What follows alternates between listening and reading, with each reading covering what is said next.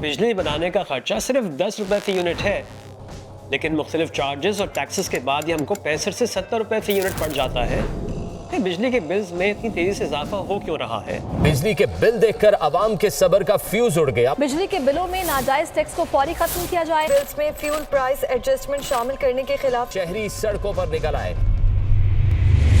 अगर हम के इलेक्ट्रिक के बिल को देखें तो उसके पीछे उन चार्जेस की तफसील है जो हमारे बिल्स में शामिल होते हैं, लेकिन इनको देखकर भी एक आम शख्स ये अंदाज़ा नहीं लगा सकता कि बिजली महंगी क्यों होती जा रही है।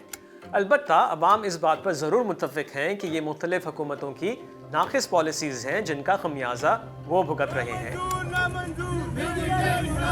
इन पॉलिसीज़ को हम 4 हिस्सों में तकसीम कर सकते हैं। नंबर 1, इम्पोर्टेड फ्यूल यानी तेल, गैस और कोयले से बिजली पैदा करने वाले कारखाने लगाना। नंबर 2, इन बिजली के कारखानों का किराया डॉलर्स में अदा करना। नंबर 3, टेक और पे के मुआहदे करना, यानी कारखाने को फुल पेमेंट करना चाहे उससे पूरी बिजली लें या ना लें। नंबर 4, बिजली के नए कारखाने लगाने के साथ साथ ट्रांसमिशन और डिस्ट्रीब्यूशन यानी तरसील और तकसीम के निज़ाम को ठीक ना करना। ये बात आप जानते हैं कि पानी, हवा, सूरज की रोशनी और न्यूक्लियर एनर्जी से सस्ती बिजली बनती है, जबकि तेल, गैस और कोयले से महंगी बिजली बनती है क्योंकि इनका ज़्यादातर हिस्सा इंपोर्ट किया जाता है। रुपए की कदर में कमी और डॉलर के बढ़ने की वजह से तेल, गैस और कोयला महंगा इंपोर्ट होता है और बिजली बनाने का खर्च बढ़ जाता है। इसके अलावा अगर इंटरनेशनल मार्केट में तेल, गैस और कोयला महंगा होगा तो उससे भी बिजली महंगी होगी। अब फ़र्ज़ करें कि सितंबर के महीने में महंगे ज़राए से ज़्यादा बिजली बनाई गई हो तो नवंबर के महीने के बिल में ये फ़र्क फ्यूल चार्ज एडजस्टमेंट की मद में वसूल किया जाएगा। बिजली के शोबे में मुल्की और गैर मुल्की सरमायाकारी को पुरकशिश बनाने के लिए हुकूमत ने ये मुआहदे ना सिर्फ अमरीकी डॉलर पर बेस किए बल्कि ये गारंटी भी दी कि प्लांट कैपेसिटी की फुल पेमेंट की जाएगी चाहे उन कारखानों से पूरी बिजली ना भी ली जाए। इसको कैपेसिटी पेमेंट्स कहते हैं। और सच तो ये है कि पिछले चंद सालों से कुछ बिजली के कारखानों से 1 मेगावाट बिजली भी नहीं ली गई और उनको कैपेसिटी पेमेंट्स पूरी हो रही हैं। इसके साथ साथ कुछ नए पावर प्लांट्स भी सिस्टम में शामिल हो रहे हैं और यही वजह है कि कैपेसिटी पेमेंट्स में पिछले 3 साल में तकरीबन 3 गुना इजाफा हो गया है। इसके अलावा अगर किसी कारखाने से कम बिजली ली जाए तो उसकी फ़ी यूनिट लागत बढ़ जाती है और ये फ़र्क और डॉलर के रेट का हर 3 माह में हिसाब लगाकर इसको हमारे बिल्स में क्वार्टरली एडजस्टमेंट चार्जेस की मद में शामिल किया जाता है। अब आप सोच रहे होंगे कि हुकूमत बिजली के कारखानों से मुआहदे के मुताबिक बिजली क्यों नहीं ले रही, जबकि बिजली की डिमांड तो है और गर्मी के मौसम में बिजली की डिमांड लगभग 27,000 मेगावाट तक पहुंच जाती है और इस वक्त तकरीबन 31,500 मेगावाट बिजली दस्तयाब भी है। तो जनाब, इसकी वजह पाकिस्तान का पुराना और फरसुदा तरसील और तकसीम यानी ट्रांसमिशन और डिस्ट्रीब्यूशन का निज़ाम है जो सिर्फ 21,000 मेगावाट बिजली तरसील कर सकता है। ज़रा सोचिए, अगर इस निज़ाम को नए कारखाने लगाने के साथ साथ ठीक किया जा रहा होता तो ज़्यादा बिजली तरसील की जा रही होती और इससे हुकूमत को ज़्यादा आमदनी होती और कैपेसिटी चार्जेस और हमारे बिल्स में भी ऐसा होश रुबा इजाफा ना हो रहा होता जो इस वक्त हो रहा है। लेकिन हमारी ऐसी किस्मत कहाँ। यहाँ ये बात ज़रूर बताते चलें कि इस माली साल में हुकूमत ने तरसील के निज़ाम को अपग्रेड करने के लिए 5 अरब रुपए रखे हैं। जी हाँ, सिर्फ 5 अरब।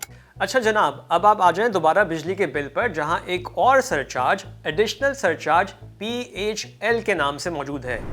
अब ये PHL क्या है? Pakistan hockey league? क्या अब हॉकी लीग के पैसे भी हमसे लिए जाएंगे? अरे नहीं, PHL एक इदारा है जिसका नाम है पावर होल्डिंग लिमिटेड। अब ये इदारा क्यों बनाया गया? हुकूमत प्राइवेट बिजली के कारखानों से बिजली तो ले रही थी लेकिन पेमेंट्स पूरी नहीं कर पा रही थी।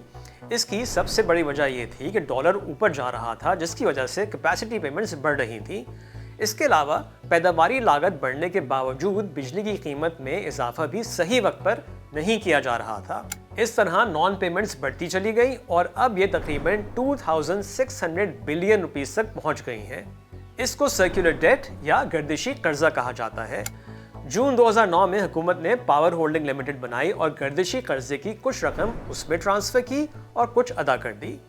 2013 में हुकूमत ने तकरीबन 480 बिलियन रुपीस के गर्दिशी कर्जे की अदायगी के लिए कर्ज लिया और पेमेंट कर दी। अब जब भी कर्ज लिया जाता है तो उस पर सूद भी अदा किया जाता है। तो जनाब, एडिशनल सरचार्ज PHL उस कर्ज पर दिए जाने वाला सूद है जो हुकूमत आवाम से वसूल कर रही है। मई 2024 के आदादोशुमार के मुताबिक पावर होल्डिंग लिमिटेड में मौजूद रकम 765 बिलियन रुपीस तक पहुंच चुकी है और अभी तो हम सिर्फ सूद भर रहे हैं। इस पूरी रकम की अदायगी हुकूमत कैसे करेगी कुछ पता नहीं, लेकिन हम ये कह सकते हैं कि बस अल्लाह खैर ही करे। तो ये वो सारे चार्जेस हैं जो हमको अपने बिजली के बिल्स पर नज़र आते हैं और इन सब को जमा करें तो ये आपके इलेक्ट्रिसिटी चार्जेस बन जाते हैं। इलेक्ट्रिसिटी चार्जेस पर 1.5% इलेक्ट्रिसिटी ड्यूटी और 18% जनरल सेल्स टैक्स लगाया जाता है और इस तरह आपका बिजली का झटका या बिजली का बिल आपको जारी कर दिया जाता है। बिजली के बिल्स में इजाफे की एक और वजह वो सब्सिडी है जो हुकूमत 300 यूनिट्स तक बिजली इस्तेमाल करने वाले सार्फिन को दे रही है। हुकूमती आदादोशुमार के मुताबिक बिजली पैदा करने की मजमूई लागत 35 रुपये 50 पैसे है, लेकिन इसमें एडजस्टमेंट्स और टैक्सेस शामिल नहीं हैं। जबकि हुकूमत 200 यूनिट्स तक इस्तेमाल करने वाले प्रोटेक्टेड सार्फिन को ये बिजली 3 रुपये 95 पैसे से 14 रुपये 16 पैसे फी यूनिट के हिसाब से दे रही है। इस सब्सिडी का सारा बोझ हुकूमत ने अपने ऊपर नहीं ले रखा, लेकिन तासुर ये दिया जाता है कि हुकूमत सब्सिडी दे रही है। गुज़िश्ता साल बिजली पर दी गई सब्सिडी का 44% या तकरीबन 345 बिलियन रुपीस 300 यूनिट से ज़्यादा इस्तेमाल करने वाले घरेलू सार्फिन, कमर्शियल और सनती शोबे से हासिल किया गया। अगर हुकूमत बिजली पर सब्सिडी ख़त्म कर दे तो 101 से 200 यूनिट्स इस्तेमाल करने वाले प्रोटेक्टेड सार्फिन के बिल्स में तकरीबन 3 गुना इजाफा हो जाएगा। इसी तरह 700 यूनिट से ज़ायद बिजली इस्तेमाल करने वाले घरेलू सार्फिन के बिल्स में तकरीबन 25% कमी हो जाएगी। बिजली की कीमत तो तेज़ी से बढ़ा दी जाती है, लेकिन वो इक़दाम जो इस निज़ाम को ठीक करने के लिए किए जाने चाहिए वहाँ सुस्त रवि दिखाई देती है। तरसील और तकसीम के निज़ाम को ठीक करने के लिए सिर्फ 5 अरब की रकम बहुत कम है। इस रकम को बढ़ाकर तेज़ी से काम किया जाना चाहिए और बिजली के मौजूदा सख्त मुआहदों को आसान शराइत पर लाया जाए। यही अवाम की सदा है, अगर कोई सुन ले।